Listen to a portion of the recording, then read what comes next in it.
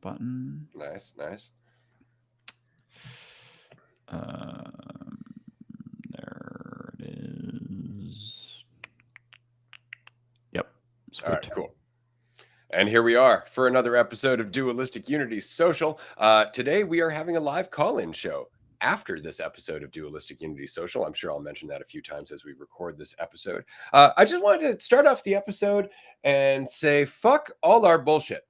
I would really like to say that outright and from the beginning, because man, are we so good at bullshit. We are so good at just thinking about shit that doesn't really matter for the sake of giving ourselves something to think about, because we're worried that if we're not thinking about something could happen. And what's funny is that some could happen anyway. And you still have no way of telling what that thing is going to be, regardless of how much you focus on your bullshit. So you may as well just go, I don't know, and be where you are. And if you feel a little shitty with where you are, just feel that way. Just feel it. Just let it pass. Most of what you're going through is your opinion of what you're feeling. It's not really the feeling itself, it's your response to it. So focus on your response, minimize the fear that is driving that response to all that bullshit. And the bullshit becomes less important. It becomes less enticing. You don't want to spend so much time getting lost in it, because frankly, the fear that you're trying to escape isn't there driving you to do so. Yeah, it's very quite fascinating how there isn't any objectively bad or harmful or negative feelings. It's always just our response to whatever we're going through. And yeah, dude, like the addiction, like it really is. And I like that we, we've been referring to it as that. And maybe you've been doing so for longer, and I just haven't heard it because I've been deeply in the throes of the addiction. And it's just like fucking whoop, not gonna look at that. Not gonna focus on that. But it really is our deepest, most passionate, heavily invested in addiction, thinking about our idea of ourselves, like thinking about what is happening, and just the fact that I'm the only one thinking about myself and the way that I think about myself is just ah and I'm so and I'm not I don't judge myself. I've been really working on the non just not getting caught up in judging myself, because it's so pointless and it doesn't do anything, and it's just a comfortable sort of way to keep myself in the same fucking spot that I'm in, and it doesn't do fucking jack shit to judge yourself for it. And so it's interesting though how often we do it and no one talks about it. It's like you're thinking about yourself. We do, and the thing is we do. Like we do in subtle ways, and there's I don't even know. I can't think of the phrase that comes to mind, but just like, stop thinking about yourself so much. Like I heard that growing up. I heard that in different ways, shapes, and forms, but there's like a depth to that. There's like the sort of surface of, oh, that person's being egotistical. And it's only on the negative side, like ego is used as this negative sort of thing. Oh, that guy's got a big ego. Girl's got a big ego. Like, oh, that's like they think very highly of themselves. But thinking negatively about yourself is having a big fucking ego. And that's kind of the bitch of it is no matter in what way that you're thinking about yourself, you have a big ego. If you're thinking about yourself in any way, shape, or form, and constantly doing it. And it's cutting you, like desensitizes you from what's happening, from what's going on. You're not seeing what's going on when you're thinking about yourself. And it's incredibly egotistical to do so, to constantly do it, and to be lost in this perception. And it's such a habitual thing, but at the same time, it's a moment to moment thing, and it's an option. It's always an option. It's something that I'm very familiar with, thinking about myself, but it's never even been the same self that I've been thinking about. It's constantly shifting and moving, and if I even sit here wondering, like, what self, what me am I thinking of? As soon as you dig a little bit beyond just the surface level kind of hum of thinking about yourself, being concerned, it's like there's not really anything beyond that. It's just this sort of veil, this sort of surface thing. And as soon as you dig into, like, what am I really doing? Oh, I just want to be sure of something. I just want to know something. I just want to think that I could know how I'm doing, know where I'm at, know what's going on, know how things are playing out. And you are that which is playing out, but you don't know how it's playing out beyond what's just happening right now. But it's so interesting how deep of an addiction it is. It's our deepest collective addiction, most common addiction. It's such a common thing that we don't even realize that it is. It's no different than like picking your nails or biting your nails, right? It's just you do it and you keep doing it and you keep doing it. And why are you doing it? Well, I got a hangnail. Right? Well, obviously, I got to address that hangnail. How? Through exercise and control, right? It's like, but if you let it heal, it shit'll stop bothering you, right? But I got to pick at it. Why? Well, because it's bothering me, right? This is why I think some of the most old world wisdom that I enjoy the most was, don't pick at it. It's like that applies to so much. That applies to so much. Just don't pick at it. What does that mean? Well, just stop thinking about it so much. Like thinking's going to happen. You can't stop thinking. This is the biggest thing that people tend to think is like, peace is a place where I'm not thinking anymore. It's like, no, peace is a place where you don't give a fuck about those thoughts. It's not that they stop. They don't need to stop. That's how little power they have. The only reason you want to stop is because you've given them so much goddamn power. And you've given them power through your priority. That's all it is.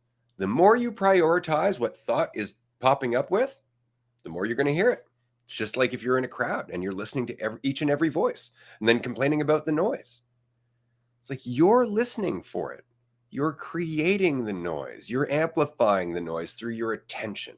You can't go around the crowd and say, shut up to everyone, because likely they won't. In fact, they'll probably get a little louder and start yelling at you and getting angry and all kinds. And that's what we do with our thoughts. We're like, shut up. And then our thoughts rebound. Like, why should I do that? And then there's more to think about. And it really is just that. It's recognizing that the thought will always be there, but it's your attention that inflates it. It's funny you were mentioning that sometimes people have a big ego. It's not that. It's an overinflated ego. Like your ego is like a balloon. Every time you pay attention to it and think it's important, you're inflating the balloon. That's all it is. And eventually it gets so big that it blocks everything that you see. Right? And the whole point is just to let a little air out of that fucking balloon. And how do you do that? By recognizing it's not the truth, by taking away its importance, by, basically digging away at the foundation of it. It's the only way is to recognize that they're not the truth, is to change your priority. That's it. And then everything else follows. But you can't get rid of thought, because in doing so, you're convincing yourself that thought is a worthy opponent, worthy of your attention, worthy of the fight. And the bitch about that is that your thoughts are as strong as you are. The more you put into fighting them, the stronger they get. Yeah, I like that crowd analogy a lot, because almost as you were saying it, like thoughts are like a crowd that you just start paying attention to one individual one. But as you kind of like zoom out a little bit, even as you were saying it, I was like, all of a sudden things started to settle because there isn't that focus thinking that any single one of them means anything.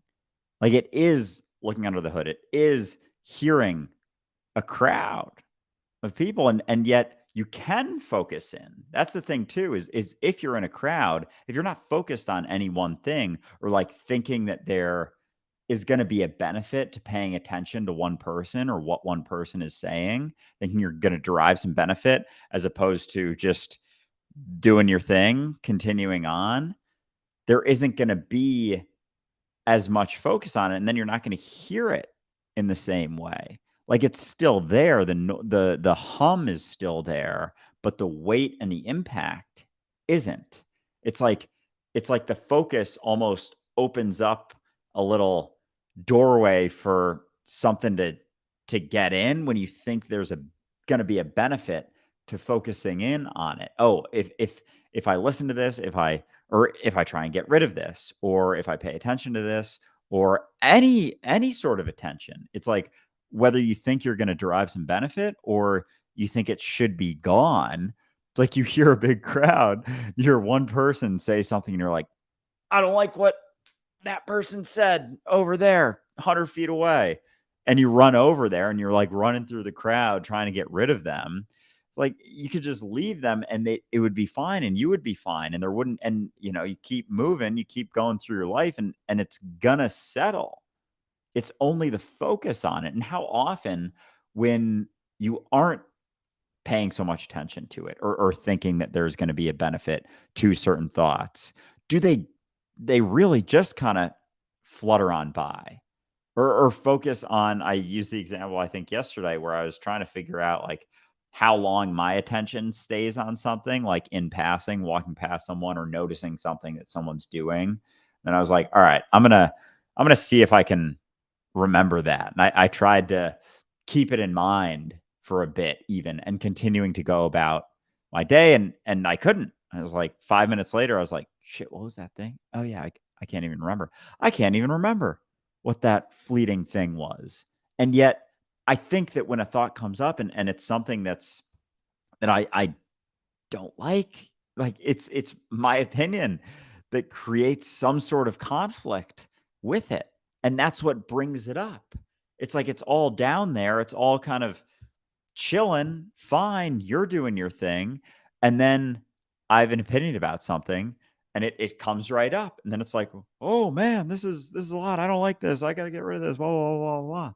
And you don't, if you didn't have that opinion of it, if you didn't make an opinion about it, if you didn't make a judgment about it, it would stay down there, not within the focus of your attention. And I like that balloon analogy too. And I think it's very similar to thoughts, like whether you're just any attention that you pay on it kind of clouds the view. The focus on it clouds the view. And then the recognition that it's not more beneficial to focus on thoughts than it is to focus on the situation at hand. That settles it. Then it chills out. Then it gets a little bit smaller.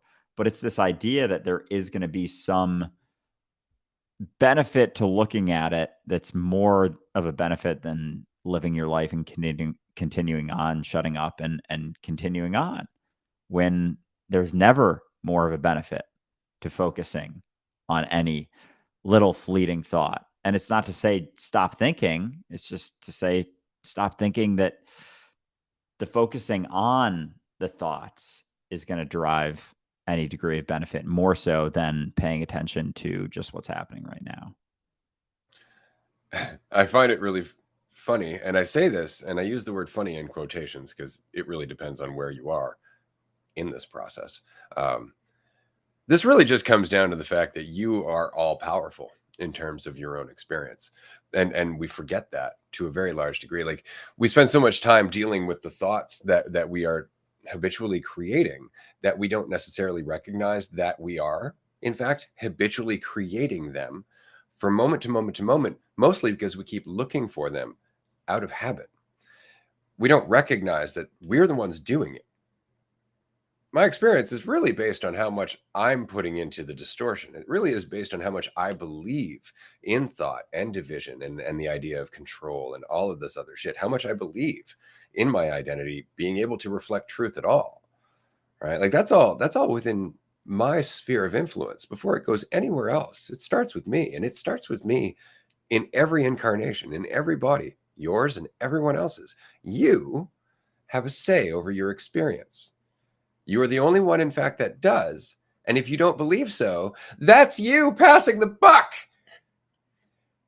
So it still comes down to you. And this ties into a question that we have. Do my beliefs and my thoughts about others have an influence over the way they act and behave, or just affect my perception of them? Just affects you, friend. It's not that your behaviors and your actions won't change based on how you perceive these people, but they are still the seat of power in terms of how they respond to anything. You might believe that they're totally disempowered and need your help, and they could look at you and go, fuck that. regardless of how you might perceive them, if they have the willingness to take on that responsibility, if they have the willingness to be their own universe, as we all are. It's funny, we always say, like, you're God. And everybody's just like, oh, yeah, you're blah, blah, blah, conceptualism, so on and so forth. No, that's just to remove the fact that anything other than you exists within your awareness. You're all you've ever known. And yet you play victim to your thoughts and your emotions like they're somehow beating you up. And you have to ask yourself, what self-perception are you invested in where that's even possible? That's a great question.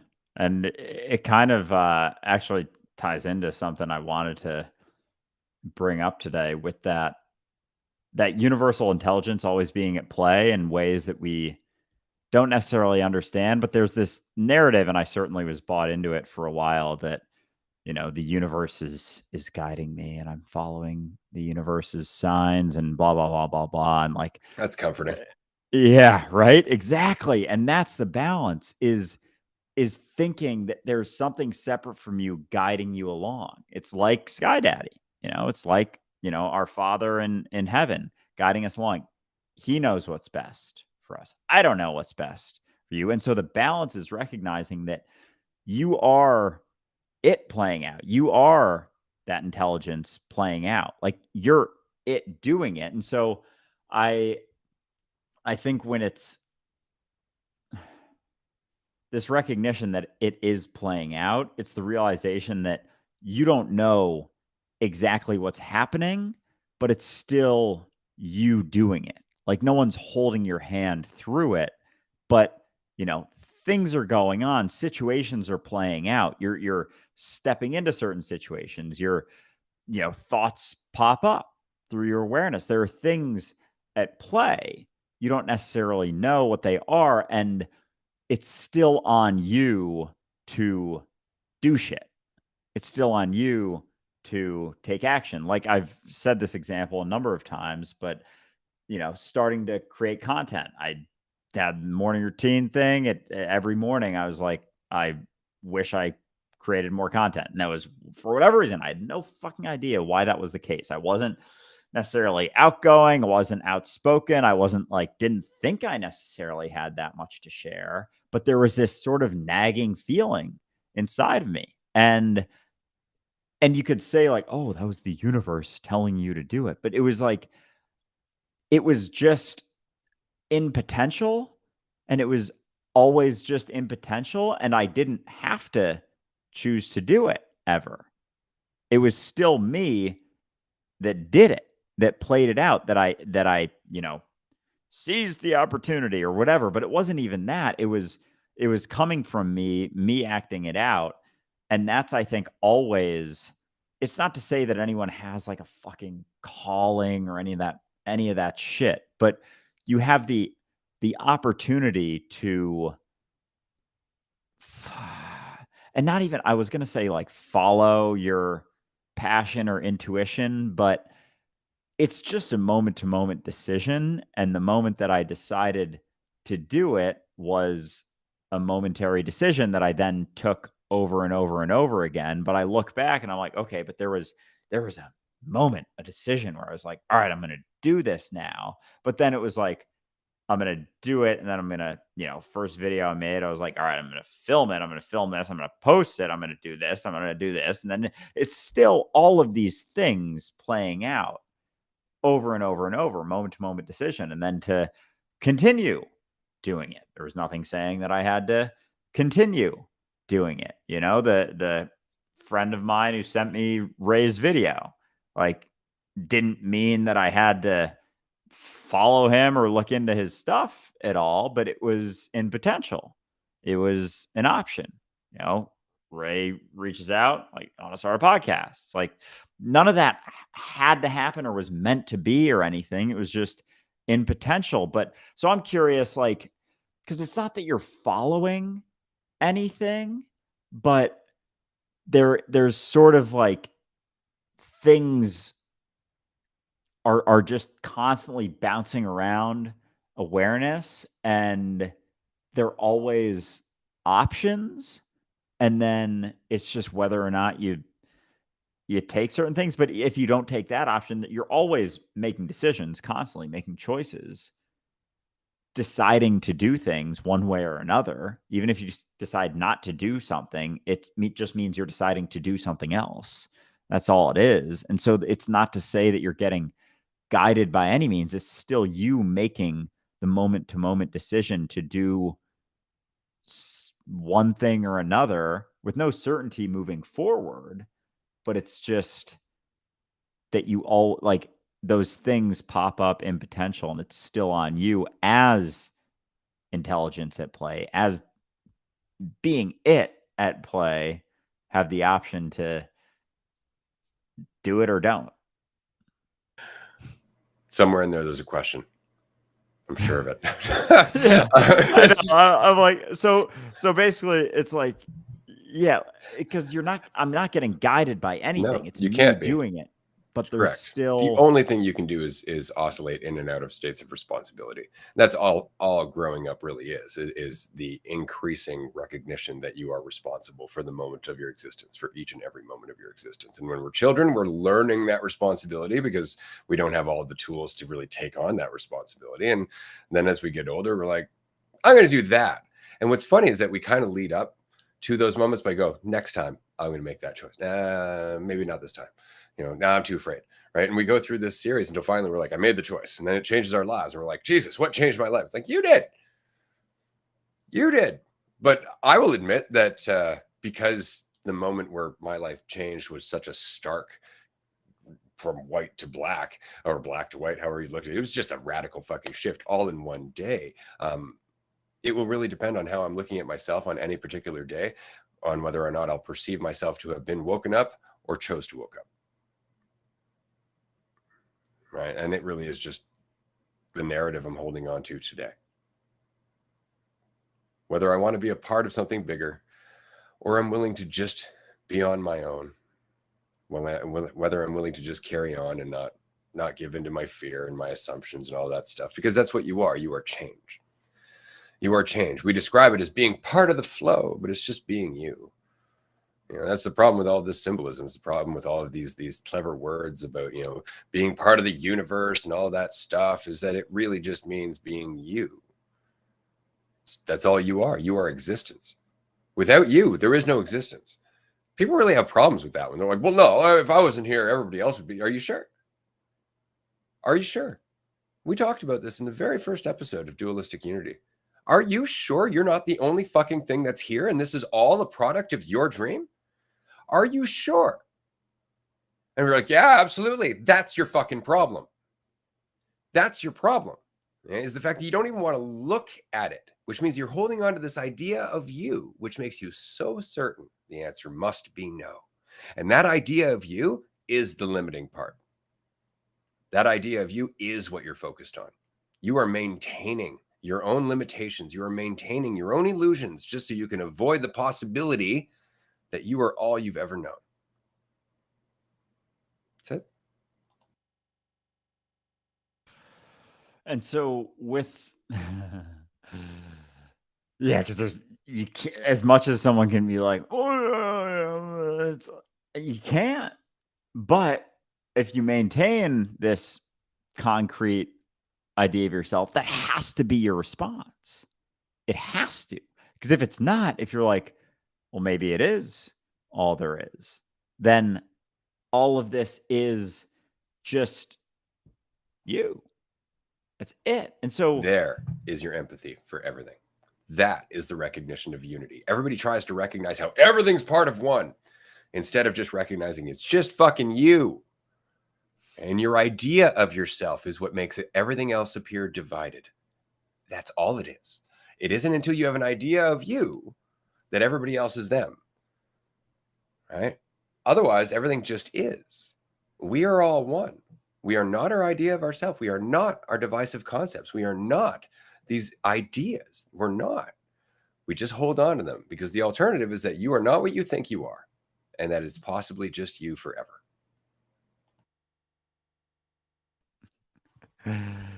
And so, of course, like, oh man, because there's so much that comes with that realization, especially responsibility. And responsibility, like, it sounds like this, especially the recognition that, yeah, it sounds like this massive fucking like weight of the world type thing, but it's just not putting your experience on anyone else, not pinning it to anyone else, right? It's just recognizing that you're responsible for you. And as you realize that, then so many, it's like the veil is lifted, the weight is lifted in a sense, because it's not on anyone else anymore. It's not like you're spreading yourself out to everyone else thinking, oh, it's them, oh, they're doing, and even the thought that other people are thinking about us kind of passes off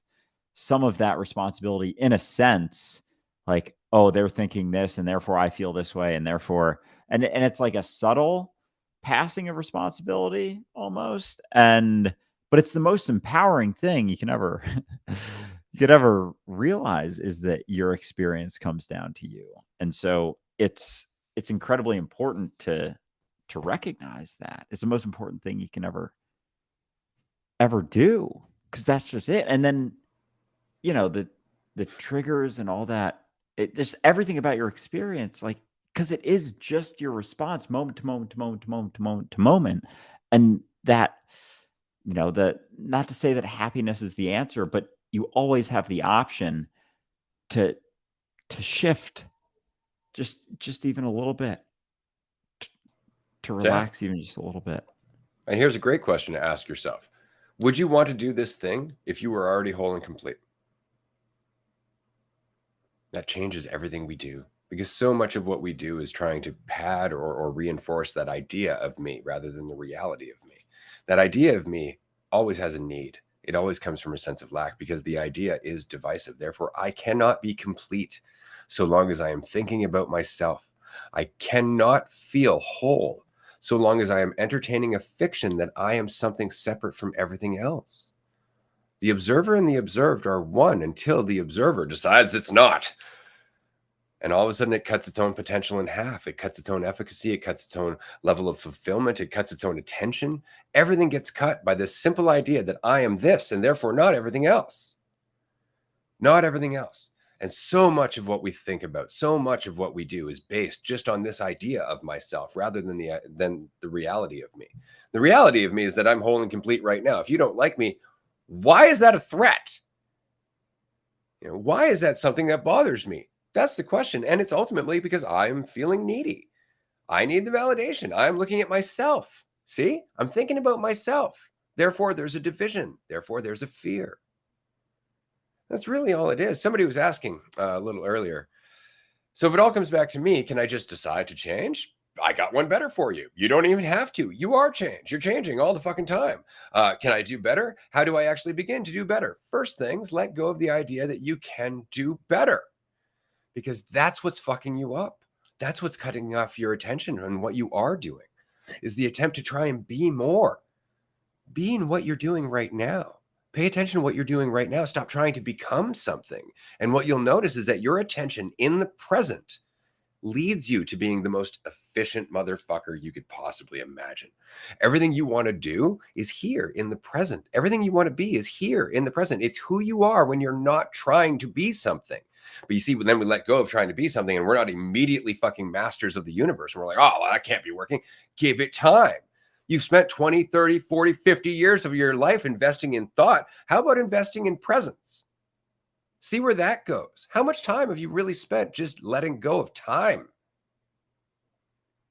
That's the practice. And it's fucking hard, because there is no sense of egotistical satisfaction. There's no sense of control. There's no sense that you get a big fucking carrot at the end. There's no sense of a stick that fucking matters.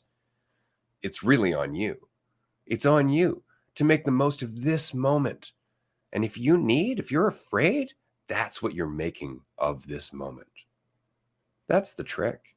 It's not about doing better. It's about abandoning the idea that you can do anything at all that's going to make you more than what you are right now.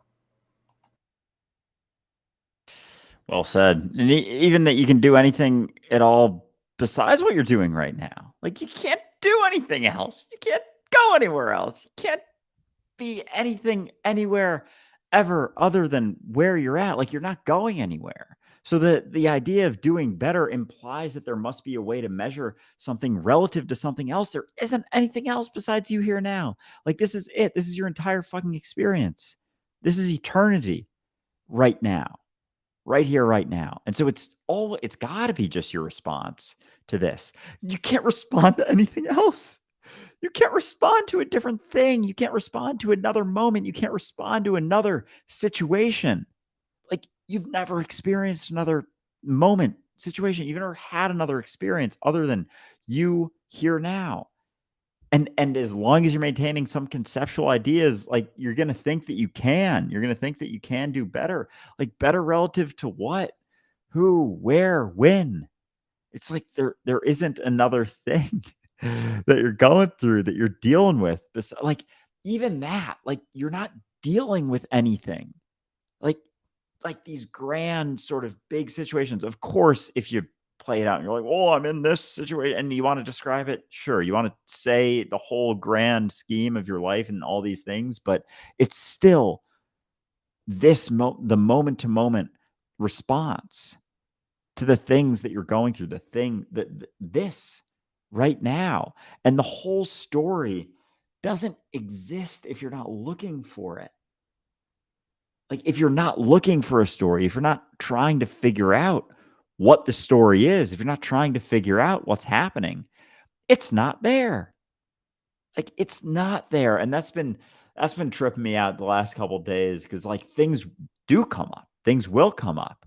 And I'm like, oh yeah, but if I don't focus on that, it's kind of not really there as much. Like, I'm the one putting it there. I'm the one keeping it there. I'm the one maintaining this idea, thinking, like, only because I have an opinion of something, I have a judgment about something. Because if you don't have an opinion about it, it's like, okay, why am I focusing on this so much? Like, when it becomes more neutral, when you when you let go of that opinion, or question that opinion, or just are willing to realize that it's not certain, the the reason for holding on, you're like, it doesn't really make that much sense anymore. And it kind of naturally falls away, at least the story. I'm not saying, your life immediately changes, everything becomes magical, but so much of the weight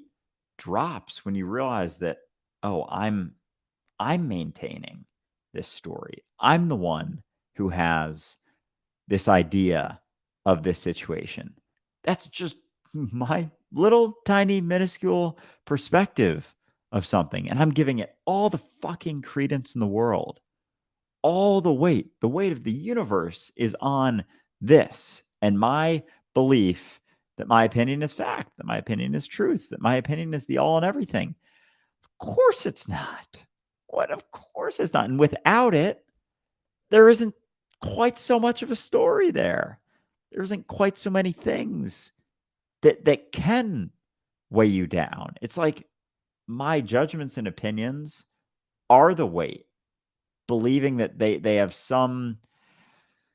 any efficacy or truth whatsoever, that there's some benefit to having an opinion about something.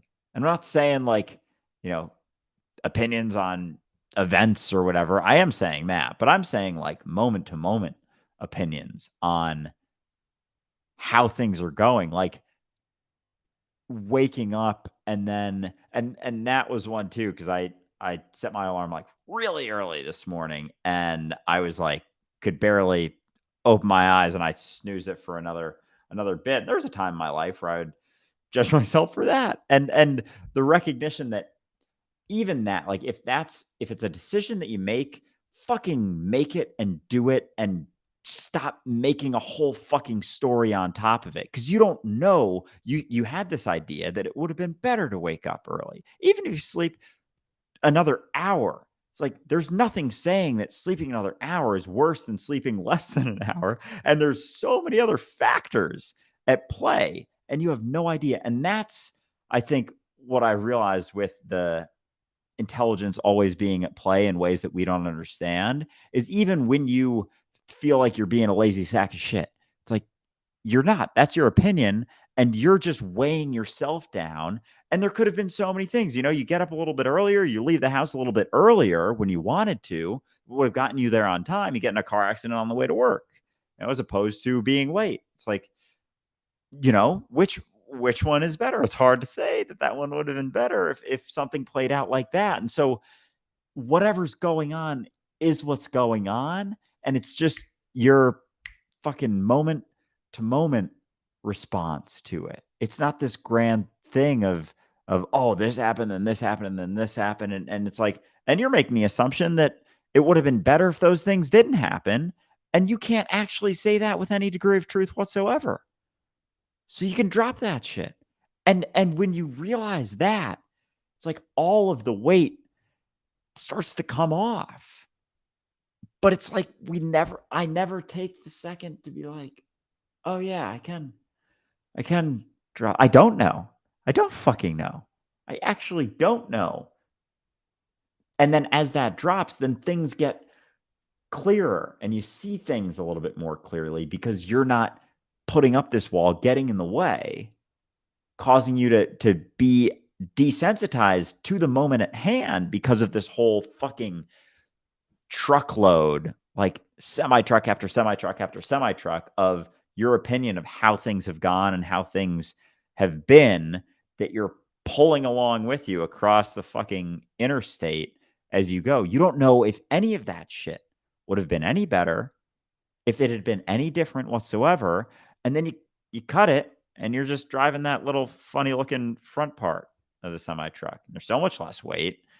And you're free to go wherever you want because you're not holding on to a billion pounds of your opinions behind you that are coming with you of how things have gone relative to how they should have gone. It's kind of funny, like people consider how they feel, and we always make the assumption like, I want to feel powerful.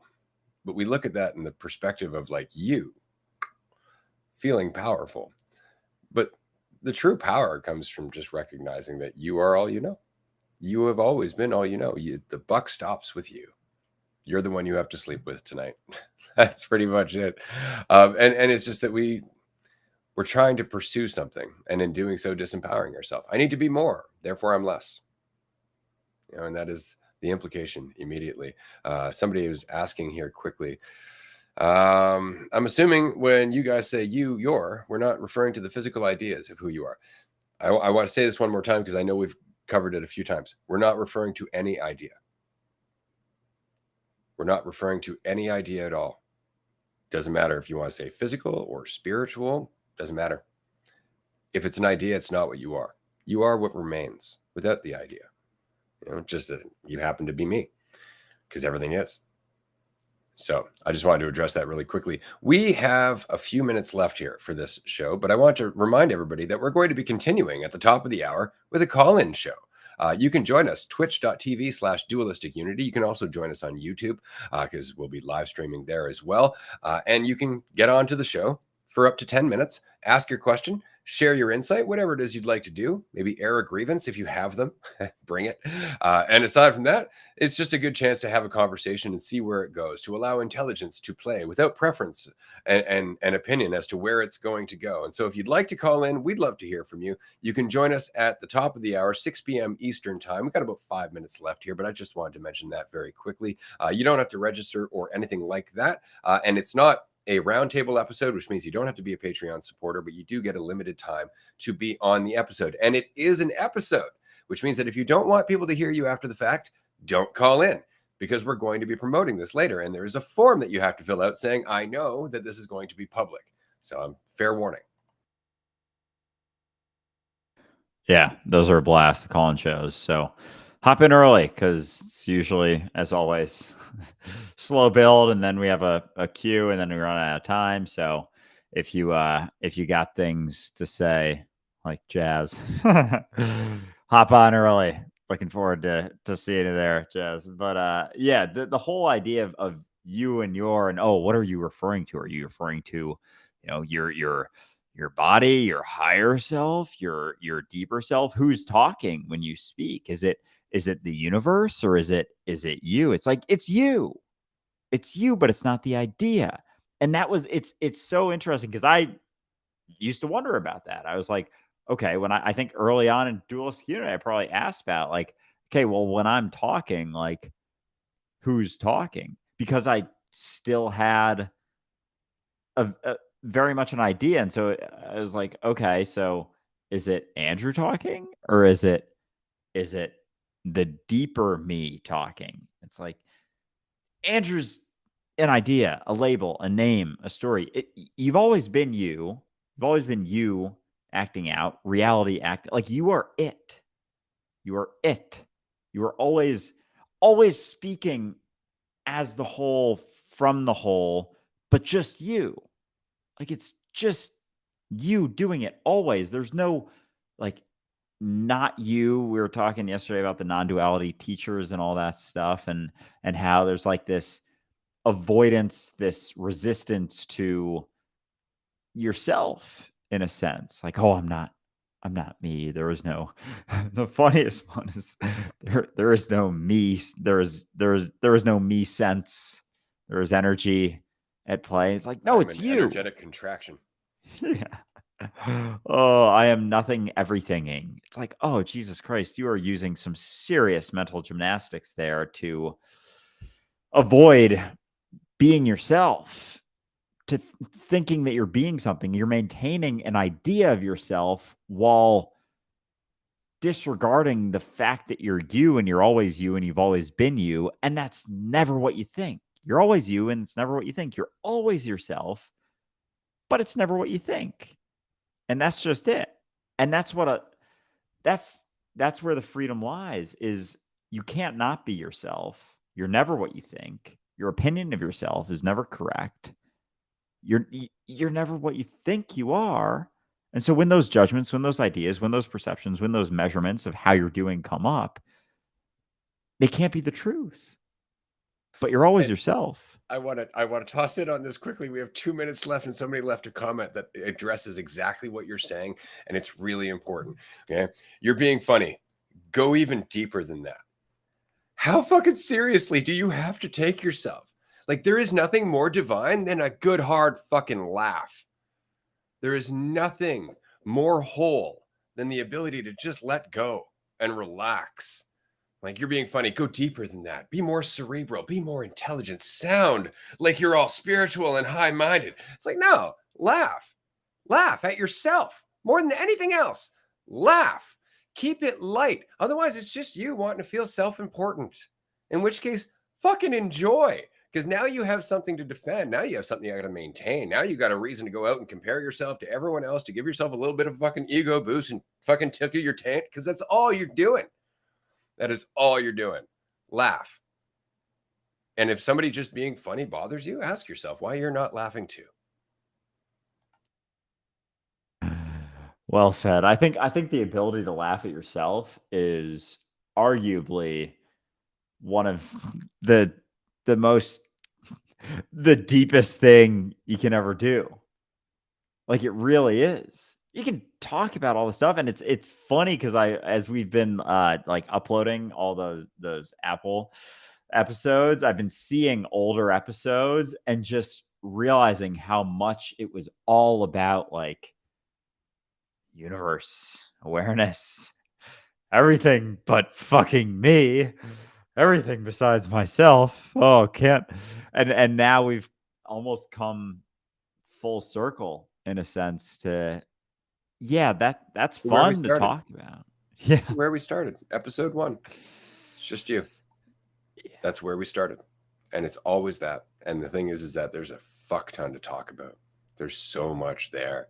But it really does come down to just that. That one level of responsibility where you're willing to recognize that maybe it's just you. And then all of the questions that go with that, and all of the willingness to question the assumptions that you were holding on to outside of that question, makes all the difference. It's all it is, just having the courage to question what you want to believe is real and ask yourself why you want to believe it. That's it. Responsibility. We are going to take a break. We got about 15 minutes and then we're going to be back. Twitch.tv/Dualistic Unity or on YouTube. You can watch it there. This is an episode of Dualistic Unity Social, which means it will be a podcast episode later on this evening, as will the Raw episode that we'll be recording in 15 minutes, probably tomorrow. So if you'd like to join us and call in, join us. We'll see you very shortly. Andrew, this has been a blast, man. It's been a lot of fun. Yeah, that last question up here, being ambitious, motivated versus going with the flow. You being ambitious and doing shit is going with the flow, because you are the flow. Look forward to the call-in show, and we'll talk to everyone soon.